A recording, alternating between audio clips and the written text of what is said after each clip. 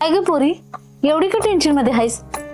काय नाही का आजी, हेच आपल्या पल्लवीच्या कॉलेजच्या फी बद्दल विचार करते का. तू नको करू विचार, काही तर होईल. ये पल्लवी बस.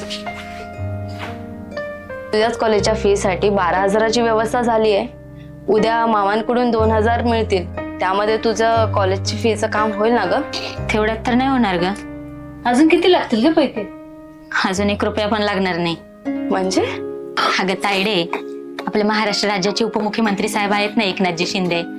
अगं त्यांनी मुलींच्या उच्च शिक्षणासाठी मोफत शिक्षण योजना सुरू केली आहे. त्याच्यामुळे आता तुम्ही दोघी पण माझ्या शिक्षणाच्या खर्चाचा काहीच विचार करू नका. हे तर लय भारी झालं की. इतके दिवस लाडक्या बहिणीच्या पाठी होता भाऊ, आणि आता लाडक्या बहिणीच्या पोरीच्या बी पाठी खंबीरपणे उभं राहिलं की.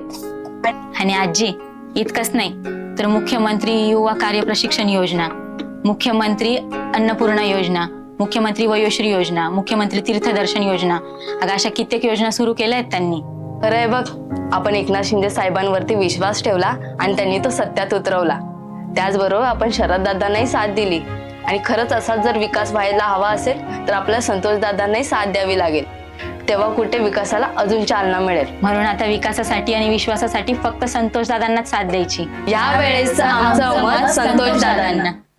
जगणं झालंय छान म्हणून धनुष्यबाण चिन्हासमोरील बटन दाबा आणि संतोष दादा चव्हाण यांना प्रचंड बहुमताने विजयी करा.